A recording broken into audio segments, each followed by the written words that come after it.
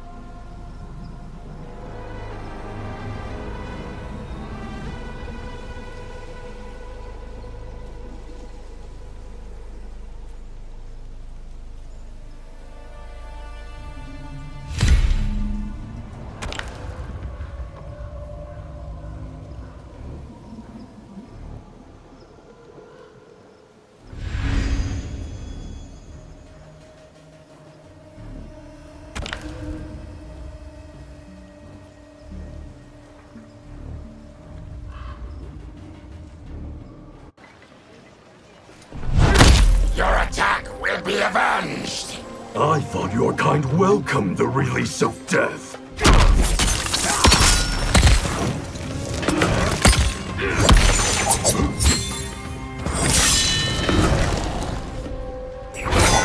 Round one, fight!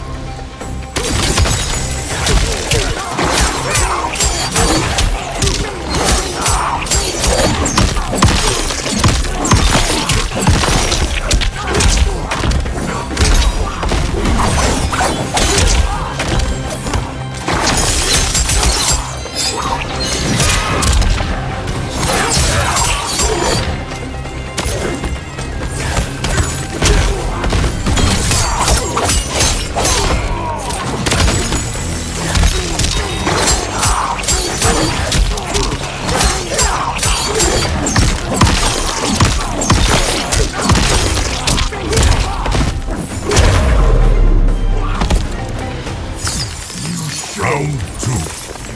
Fight!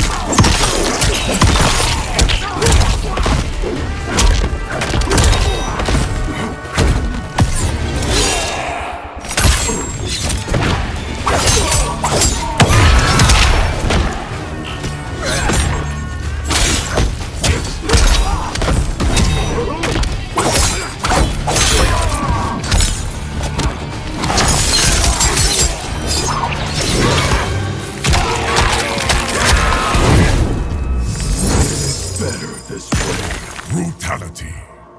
Sub-Zero wins.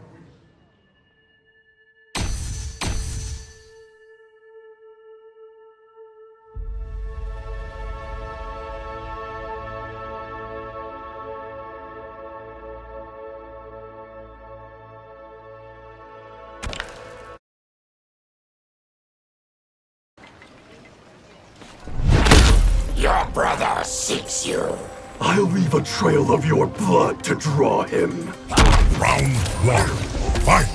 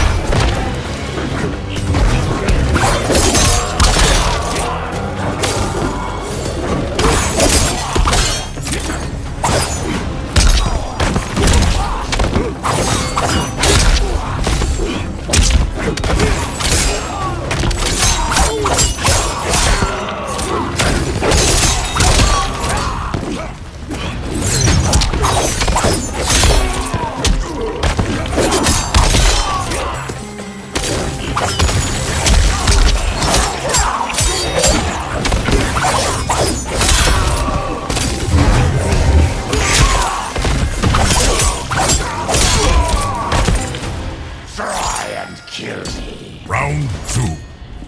Fight!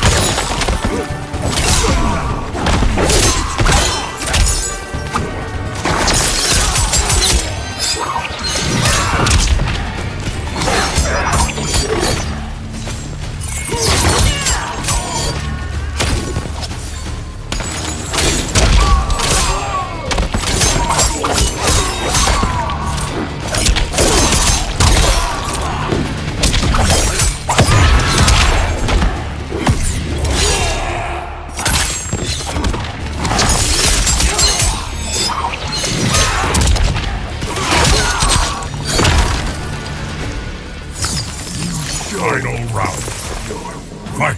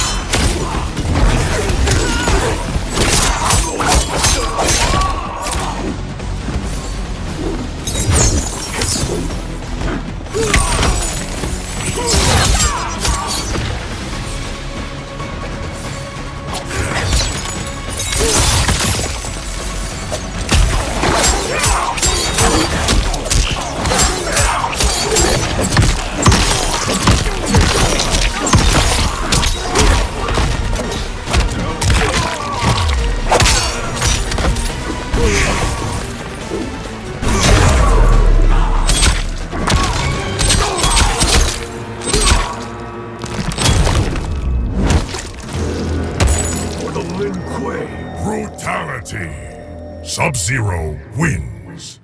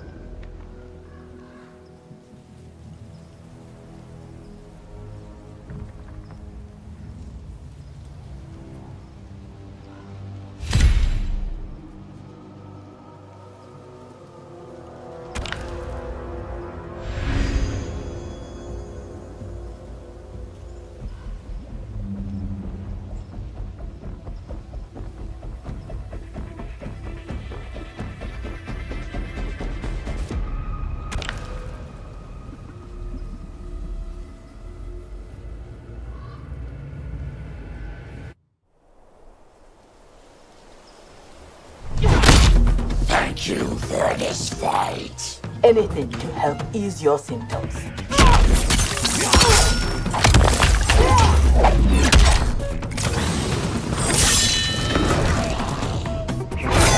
Round one. Fight!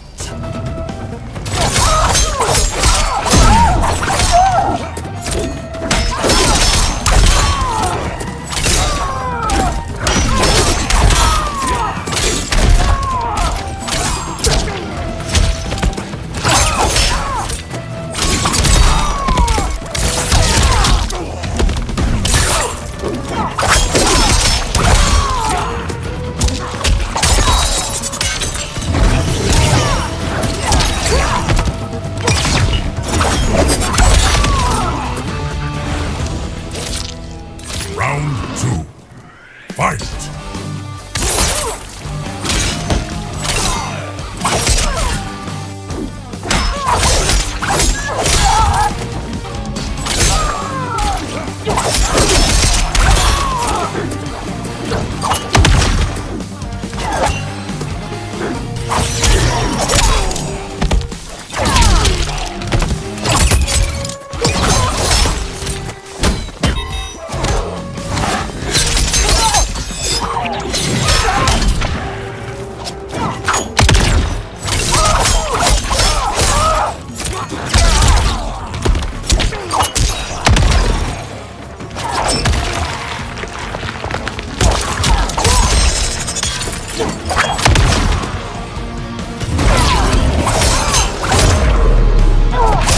Finish her!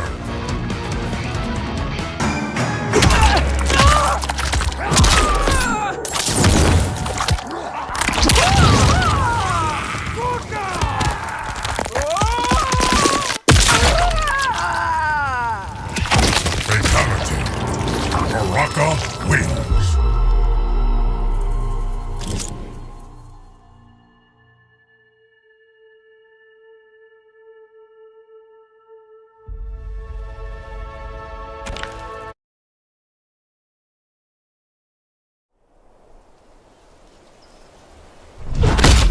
Thank you for this fight. Anything. Round one. Fight!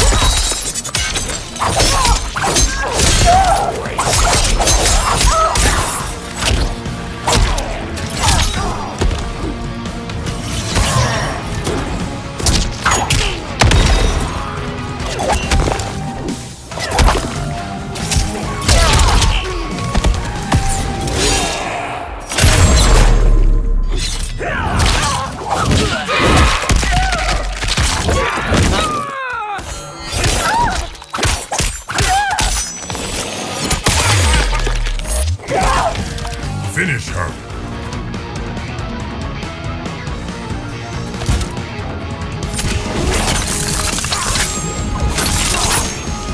Baraka wins.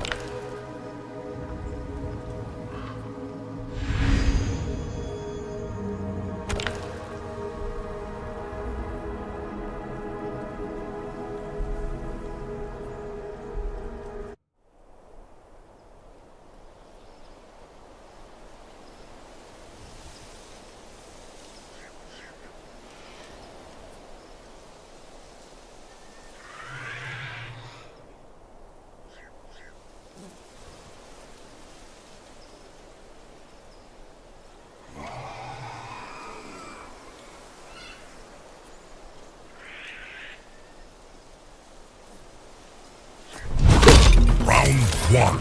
Fight.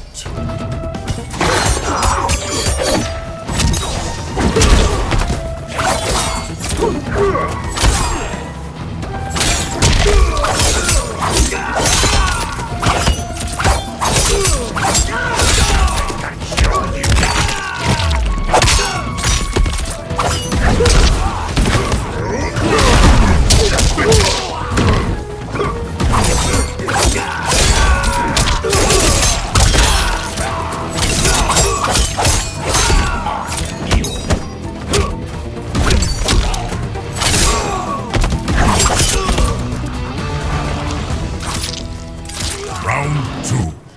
Fight.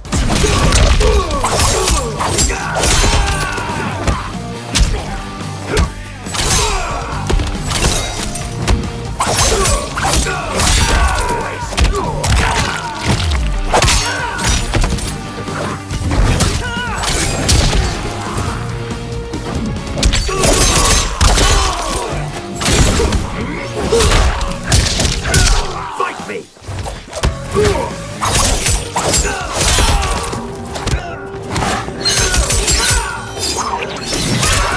Finish him.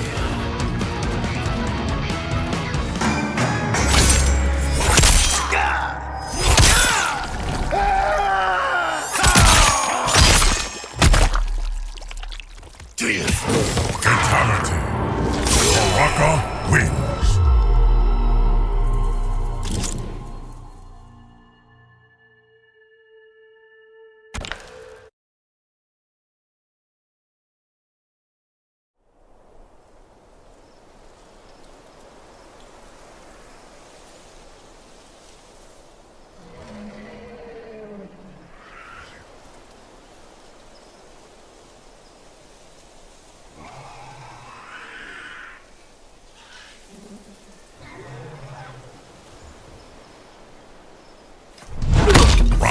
one, fight!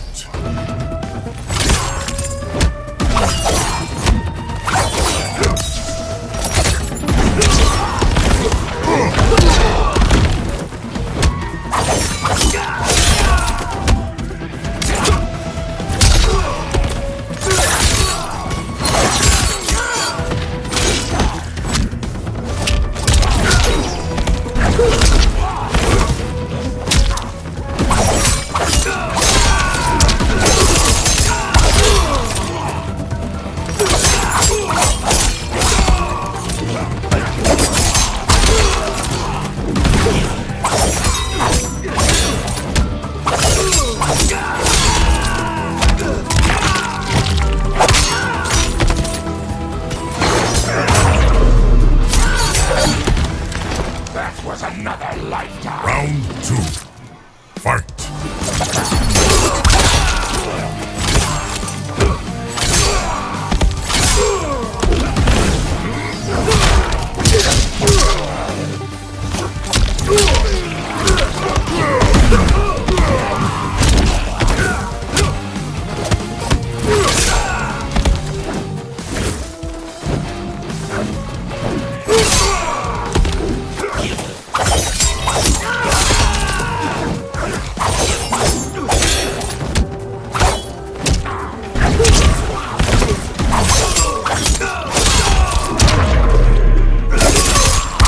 Finish him!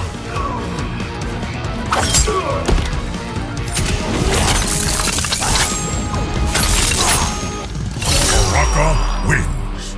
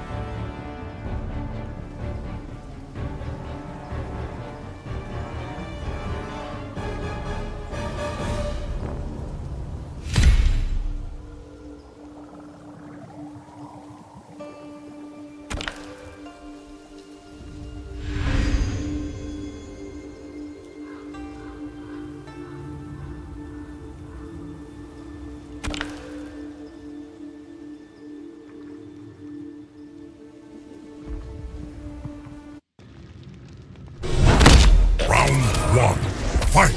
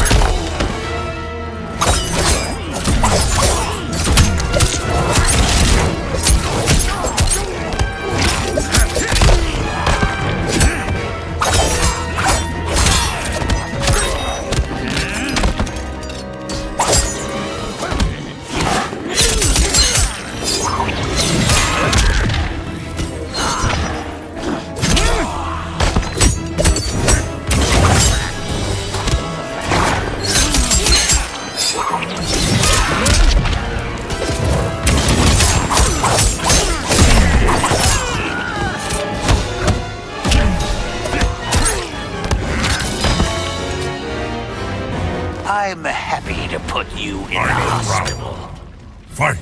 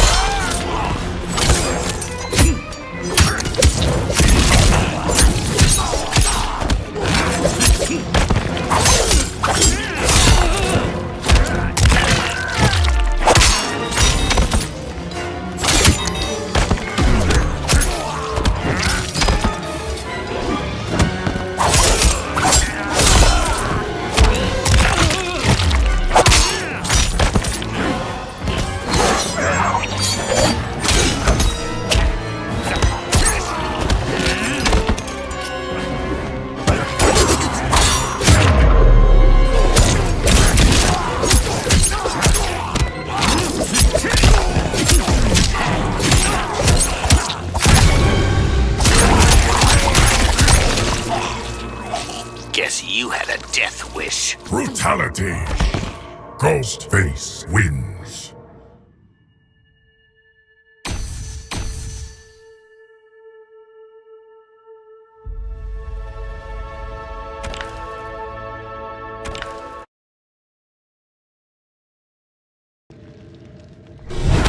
It's your turn to be scared. Round one. Fight!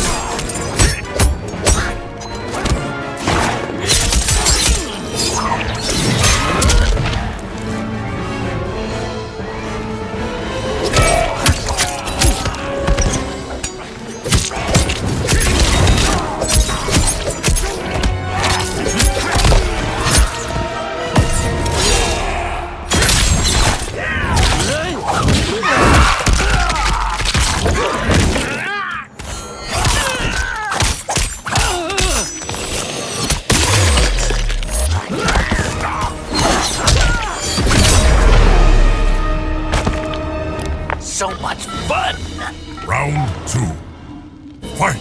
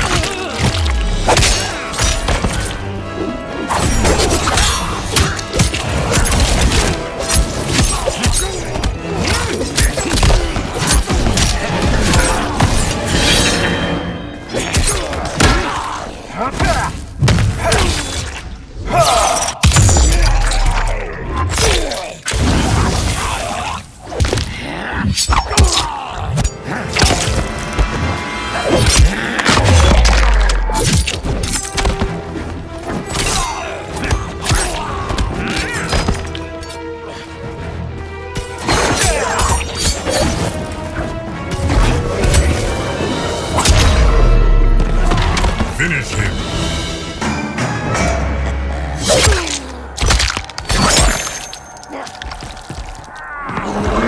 Surprise!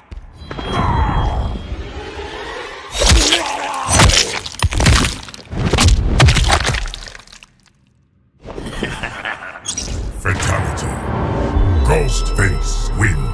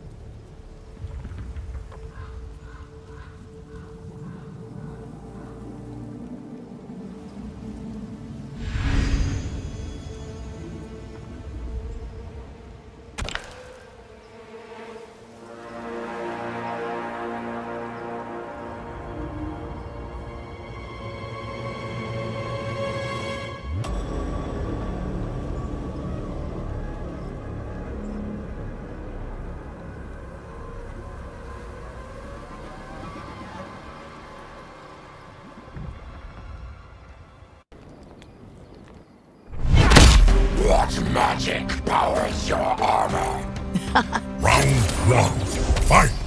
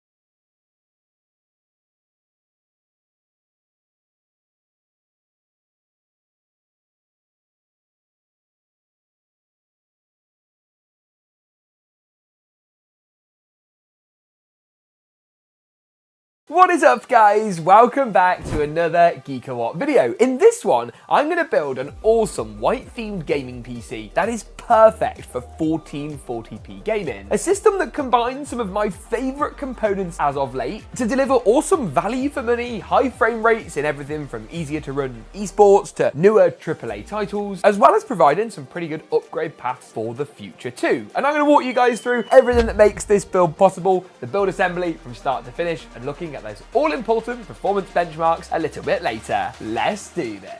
Now I'm going to split this video down into three main sections. I'm going to start things off by walking through all the parts I picked and why, including giving some potential alternatives if you did want to swap any of the parts out. I'm then going to go ahead and build the system, see what I like, what I don't like, and maybe what goes a little bit wrong. And then of course look at those gaming benchmark numbers with a cheeky Geek-A-What montage in the middle to give you that all-important build inspiration. What better place to start in any build than with the CPU and GPU combo? And I actually need to start this video with a bit of a disclaimer. The PC hardware market right now is a bit of a mess. Now, in many respects, the hardware that's available is better than it's ever been. There's so much choice and so much competition, especially in this middle segment, the 1080, 1440p gaming realms. However, the pricing's all over the place. Black Friday and Cyber Monday last year were the biggest I've seen in the PC hardware space for years, and I think everyone sold a bit more than they planned. And what that means is that part hardware and part pricing is a little bit crazy. Let me give you an example. I paid for this graphics card 456 Great British pounds for this card. That's the equivalent of about $480. Now it's like 500 and something pounds in the US. It's similarly expensive. So keep your eyes out for a bit of a deal because you might need one right now. This though is the 7800 XT. It's AMD's, I think, best value GPU in their current RX 7000 stack. Of course, plenty of new GPUs landing at the moment. Everyone's announcing everything all at once, and that makes the GPU landscape quite fluid. But this is a card that I think will only get better value, and unlike the GRE, isn't rumoured to have been discontinued, meaning there should be some good extra stock sitting around that hopefully falls in price as these new graphics cards actually filter through from announcement to launch. Now, I'm going to pair it up with the AMD Ryzen 5 9600X. It was my least favourite Ryzen 9000 CPU when it launched because it was, drumroll, too expensive. And now AMD have dropped the price, which is what AMD always do with everything. And it's actually really annoying because although this is super competitive now, you go on the reviews and stuff and everyone's like, it's overpriced, because it was. So this for around $240, give or take, is an awesome bet. 6 cores, 12 threads, good clock speeds. It is all we need for gaming. If of course you want to do any video editing, streaming, rendering, you'll want more CPU cores to check out the higher end Ryzen 7 chips down below. The really good thing about this Ryzen 5 CPU is the CPU socket. It uses the AM5 socket, which AMD are going to support for at least the next 3 full years, meaning you've got good upgrade paths. Unlike Intel, where Core Ultra, wow, it's not great anyway, and we're only expecting one more CPU generation out of that socket. There's not really a great deal of distance to go, and I think that sets AMD apart in a really positive fashion. RAM-wise, I've gone for this lovely kit of Corsair Vengeance RGB DDR5. I've actually got a higher speed 6000 MHz kit on the way with a lower cache latency of 30. With DDR5, the cache latency is even more important than before, and the closer to 30 you get, the better gaming performance you're going to get. This is one area where you can actually spend bad money. You can buy a kit with a good speed but a pretty rubbish latency and suffer as far as frame rate is concerned. In terms of my other component choices, I've gone for this, the Montech Hyperflow ARGB 360. It is actually one of, well, Montech say it themselves on the box, the best value coolers you can buy, and their claim is true. I know, a brand making a claim that actually ends up being correct. Who'd have thought it? In the UK right now, over on Scan, you can pick this thing up for, I think it's like £69. In the US, you're looking more like $80, $85, $90. Latest pricing and availability will be down below, but it's a great cooler. It's got a 320mm ARGB fans, and they're pretty quiet too. A nice RGB water block, and provides great performance. And I love what Montech are doing at the moment. Some really great products. Motherboard, I haven't talked about that just yet. This is again another, it's kind of a component I didn't want to pick for this build, and let me explain why. Gigabyte actually have a cheaper B650 ICE AX board, and that was about $170, but you just can't buy it anymore in the US or the UK. This is the B650E Aorus Elite. They do a non-E version, which is cheaper, again, if you can find it. Obviously, we've seen new AMD cheaper chipset motherboards come out. These sit under the B850 naming scheme. There are some things about this board that I absolutely love though, and for a white gaming PC build, it's a total no-brainer. Look at this. Hang on a minute. Now that is a work of art. It's actually got these really nice white heat sinks. The PCB is white. Even the clips on the RAM DIMM slots are white. The socket and the stock mounting hardware. Under, of course, this nice bottom M.2 heatsink, you've got more white PCB. It's just a beautiful board. And again, I have to say, what Gigabyte have been doing recently is so impressive. And I think they've gone from making boards that look okay to making some of the best looking motherboards you can buy right now. Really, really good to see. Very sharp on the bottom though. A couple of other bits to talk about. Storage, of course, is always a big one. This is the Team Group MP44L. It's a nice 1 or 2 terabyte NVMe drive. I've accounted for the 1 terabyte within today's $1,400 or so build budget. Obviously, if you've got more money to spend, the 2 terabyte is great if you need a bit more storage. As far as the power supply goes, I've gone for Corsair's RM750X. You can also pick up the slightly cheaper 750E. They're both ATX 3.0, or in this case, ATX 3.1, which is even better. And interestingly enough, Corsair have ditched 80 Plus completely and just gone for cybernetics instead on this, as it's A Plus for quiet and gold for efficiency. I think I heard on the grapevine, not from Corsair, but from others, that the 80 Plus certification is getting quite expensive, and I think cybernetics, they do use a better standard of testing generally, but it's also cheaper to license. It's what I've been told. Don't hold me to, don't take me to court over that statement. Anyway, case, let's talk about this. Another one from Montech, not sponsored. We bought quite a few actually of these case recently. Image on your screen now. As if you're based here in the UK, you can actually buy this system and lots of our other builds pre-built from Giga PC. It's our PC building company, which I'll link down below. Or of course, you can check out latest part pricing for individual components and build it yourself. Whatever you fancy, all those links for different regions will be down below. This is the Montech King 65 Pro. The difference between the Pro and the non-Pro is that this one has fans and the non-Pro doesn't. You get 3 included, so there's 240mm reverse blade intake fans. Basically, that means you're not looking at the back of the fan, even though it's pulling air in, and a 120mm standard blade RGB exhaust fan, which is good. And for the price, it's extraordinary value for money. Like Montech, again, like the cooler, have done a really great job. And I think the two of these matching, it's just nice for the system, provides a bit of continuity. So with that, I think it's time to actually get these parts put together. And what better place to start really than with the CPU? Of course, if you've installed an AMD Ryzen chip before, you'll know it's nice and easy. Step 1, push the arm down and open up the CPU socket. Step 2, line up the triangle. It's gonna go up to the top left-hand side of the board towards our big Aorus logo and VRM heat sinks. And then of course, the socket cover is gonna return down, arm into place, and that is really all there is to it. I'm gonna do the RAM next, of course. Technically, we're using slots 1 and 3 as the first slot is actually 0, but if you're counting from the CPU out, it's the 2nd and the 4th.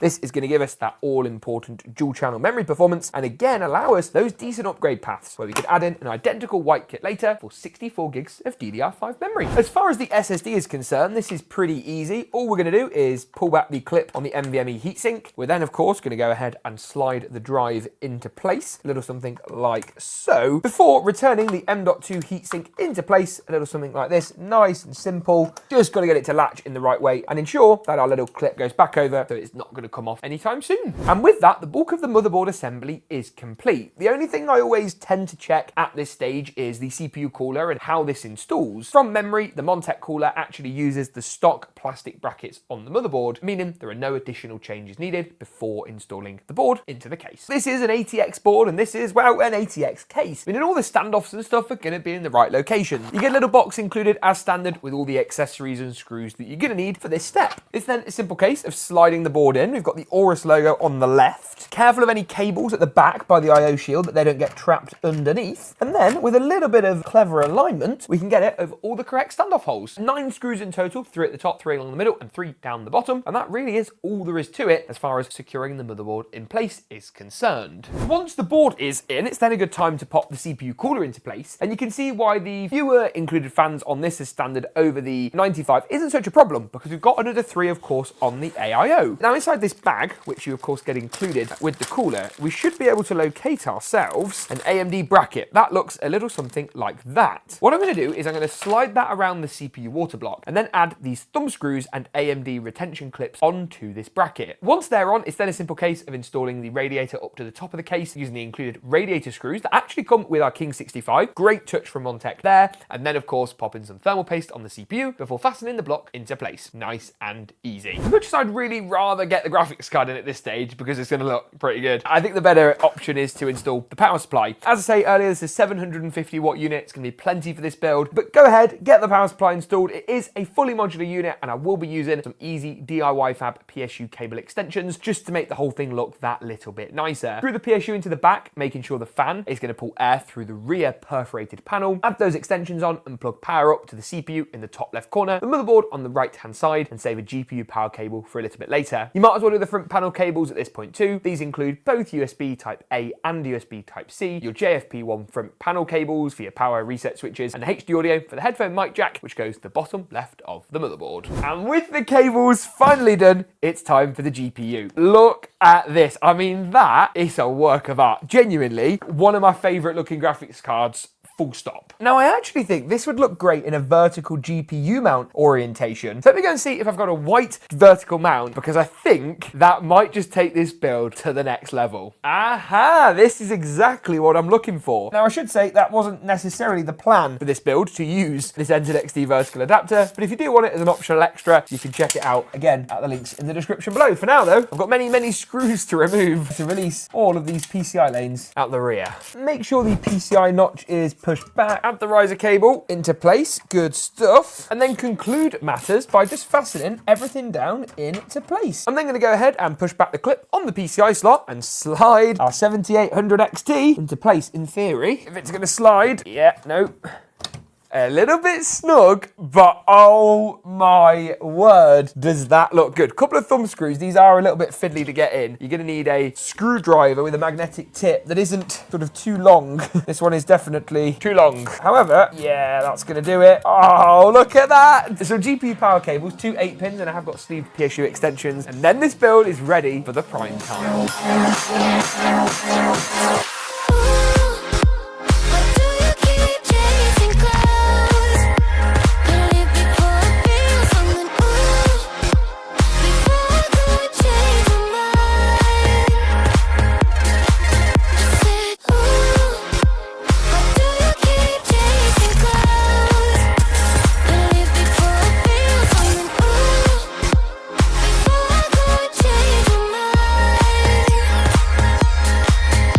So the build looks good, but how well does it perform? That is, of course, the all-important question. And luckily, we've done the numbers in a wide variety of the latest AAA titles and popular esports games alike. And let's start off, shall we, with a bit of Alan Wake 2. In Alan Wake 2, at 1440p high, the 7800 XT pulled in an average of 76 frames per second on average, certainly more than playable at the 1440p resolution, providing a pretty solid gaming experience. Apex Legends was also very good too, with 246 FPS on average at that 1440p high preset, while Call of Duty's Black Ops 6, again at 1440p high, delivered over 100 FPS on average, with 125. Now, how some of these numbers will compare against the upcoming and slightly more expensive RTX 5070 is yet to be seen, and once we find out what AMD's pricing is on their new 9000 series cards, they could be ones to watch as well. Cyberpunk 2077 at 1440p high, with FSR set to quality and frame gen turned on, ray tracing cranked to medium, delivered 103 FPS on average. I can tell you right now that on the upcoming 5070, what we're seeing in Cyberpunk with ray tracing is going to be far better than this. Rasterization is where really AMD excel comparative to Nvidia. F1 2024 though, with a bit of FSR enabled again at quality using the 1440p ultra high preset, delivered strong results with 250 frames per second on average. Personal favorite of mine is F1 24, so pleased to see that result here. While Fortnite at 1080p competitive settings delivers, in their surprise to nobody, the highest frame rate of all the games tested today. That's everything tuned down to low, except the render distance, which was tuned up to far. 279 FPS on average, which is not too shabby. The final game to talk about is Hogwarts Legacy, another AAA title, something that's quite VRAM heavy. Here at 1440p high, the average frame rates were good, with 111 FPS on average. Now, I really like this build, but it definitely is worth thinking about the hardware that we're maybe expecting in the near future, and accounting for this when actually looking at whether or not this is a good system to buy right now. Get subscribed, of course, for all of our coverage of all the new GPUs in both builds and reviews here on the channel. Thanks for watching, and as always, we'll see you in the next one.